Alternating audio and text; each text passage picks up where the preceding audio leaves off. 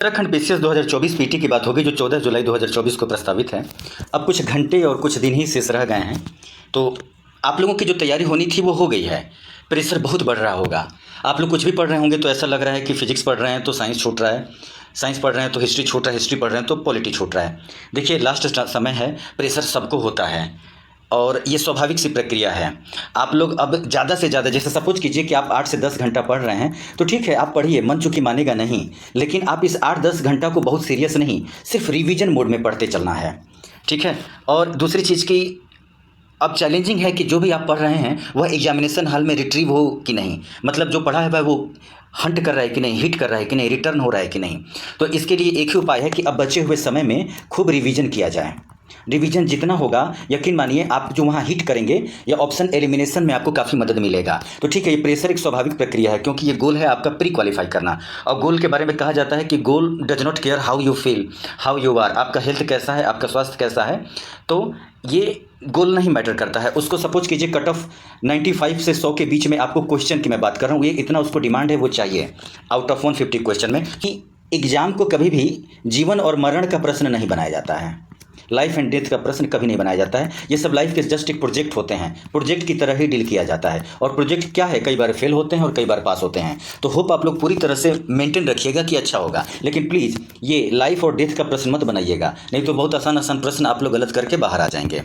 बाहर आ जाएंगे मतलब एग्जामिनेशन हॉल से बाहर आएंगे, और जब मिलाएंगे तो पता चलेगा कि बहुत से आसान प्रश्नों की संख्या 10 से 15 से 20 आप गलत करके आ गए। ये बताता है कि आप खतरे की घंटी है, रिजल्ट निगेशन की तरफ बढ़ने लगता है, ठीक है। अब हम आते हैं कि तीसरे पॉइंट पे कि जीएस हिस्ट्री,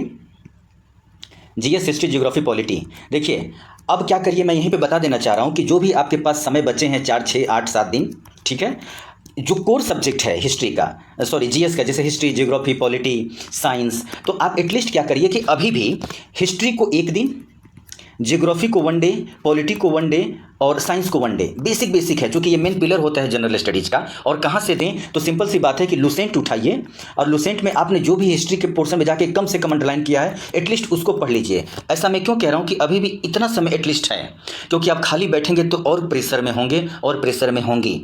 तो मेरा बस यही कहना है कि अभी भी वक्त है। मैं ज़्यादा पढ़ने को नहीं कह रहा हूँ, एटलीस्ट मैंने ऐसे थंबनेल में लगाया है कि अब स्टडी छोड़ो जी, ये लगभग छोड़ना ही है, ठीक है। तो आप मेन पिलर को जा करके उसको कर लीजिए। अब एक अगला है करेंट अफेयर्स।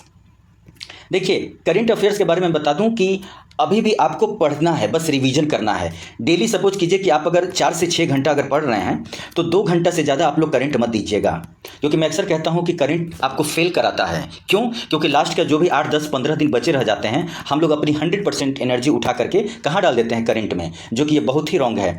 लास्ट मोमेंट में जब 15 दिन, 10 दिन, 12 दिन या 10 घंटे या 100 घंटे बचे रह जाते हैं, तो हम लोग उसका कम से कम 60% एनर्जी स्टेट पोर्शन, मतलब history, polity, geography, science, economy, environment में दें। मात्र 30 to 40% ही हमको करंट अफेयर देना चाहिए। गलती क्या होती है बहुत बड़ी स्टूडेंट्स कम्युनिटी में कि वो पूरा का पूरा क्या तो करंट अफेयर्स, वो लोग यूट्यूब चैनल खोलेंगे और वहाँ पे 1 घंटे के वीडियो में 2 सपोज कीजिए करंट इंपॉर्टेंट, तो उसके लिए वो लोग 800 करंट घोर के पिलाया जाएगा।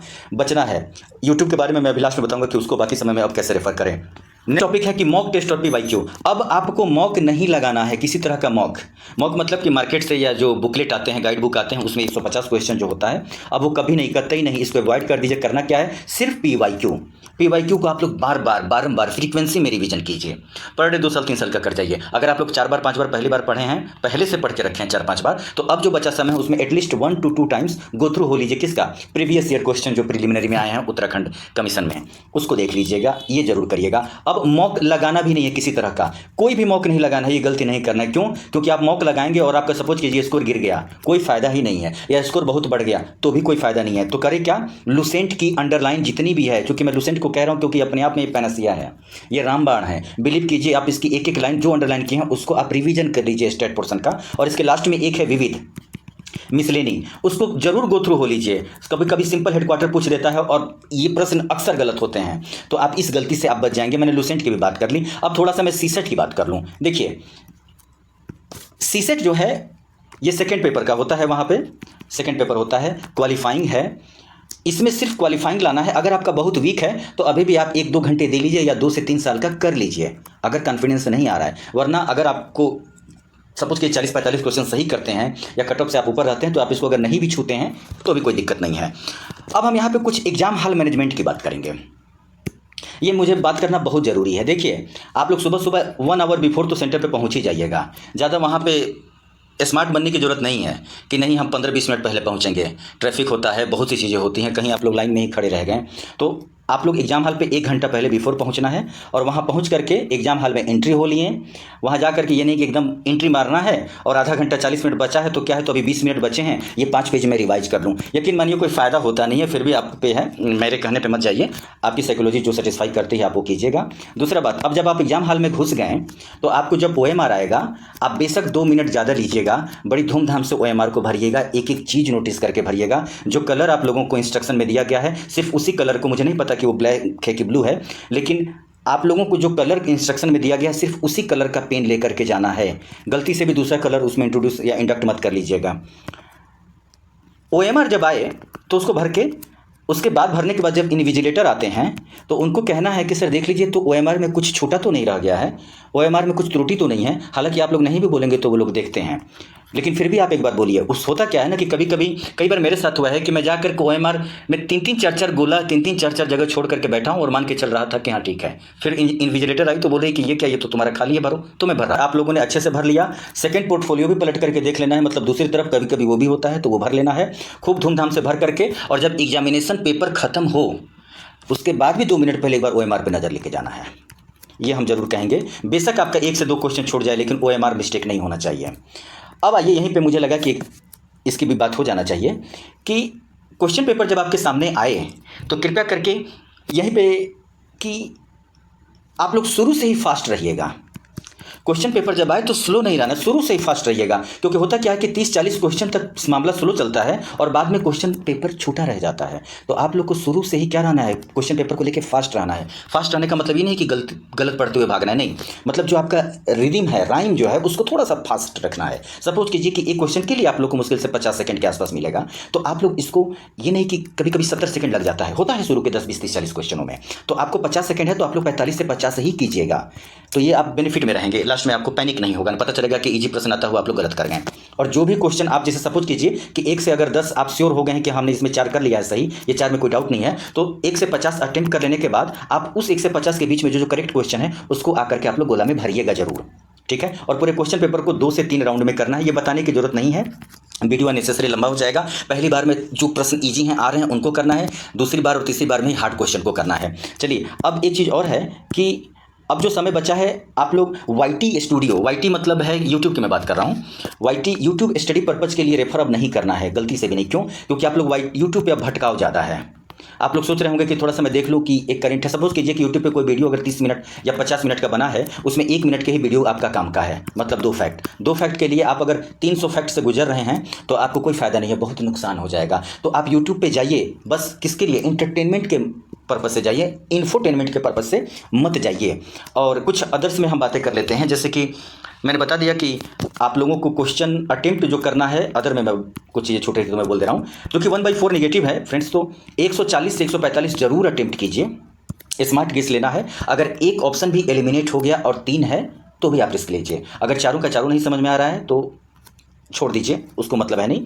4 से 5 प्रश्न बिल्कुल छोड़ना चाहिए, चाहे 1/4 ही निगेटिव क्यों ना हो। तो आप लोग 140 से 45 अटेम्प्ट करेंगे। कट ऑफ प्रोबेबल इसका 95 से 100 के बीच में होगा। क्या क्वेश्चन, ये क्वेश्चन है, इतना होगा। और चारों विकल्प को आराम से पढ़िएगा, ठीक है। जो प्रश्न क्वेश्चन आसान लगेगा वहाँ पे आप लोगों को विशेष तौर पे अलर्ट रहना है।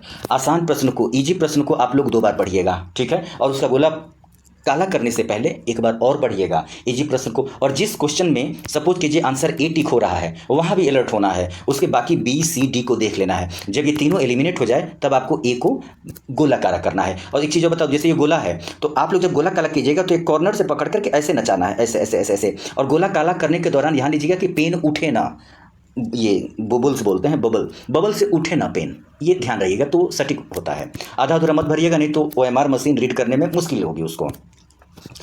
95 से 100 कट होगा, ये बता दिया हूँ। पेस फास्ट रखिएगा शुरू से, और अब रिवीजन करिएगा बाकी समय में। हालांकि मन नहीं लग रहा होगा, लाल पीला आप लोग हो रहे होंगे, लेकिन बस राइट नॉर्मल मोड में रिवीजन करना है। लुसेंट खोलिए, पॉइंटर खोलिए, मोटे मोटे बुक को वो जो पूर्वावलोकन आता है उनको मत करिए, लुसेंट खोलिए, और आप लोगों ने अभी तक जो अंडरलाइन करके रखे होंगे पलटते जाना है। बहुत लाइन बाय लाइन अंडरलाइन को भी नहीं पढ़ना है, नीरा भाव से पलट पलट के उसको देखते जाना है और पढ़ने जाना है और पढ़ते जाना है। तीसरी चीज़, करंट अफेयर्स के लिए मैं बता दूं, जैसे अभी एक मैगजीन आई है घटनासार आई है, तो आप लोग अभी तक जो करंट पढ़े होंगे उसको देख लीजिएगा। अगर मैं रिकमेंड नहीं करूँगा क्योंकि अब वक्त कम बचा है, नई मैगजीन है, प्रेशर बढ़ाएगी। फिर भी अगर आप लोग को मन करे तो उसमें शुरू में अद्यतन सार संग्रह करके दिया है, मात्र 14 पेज में।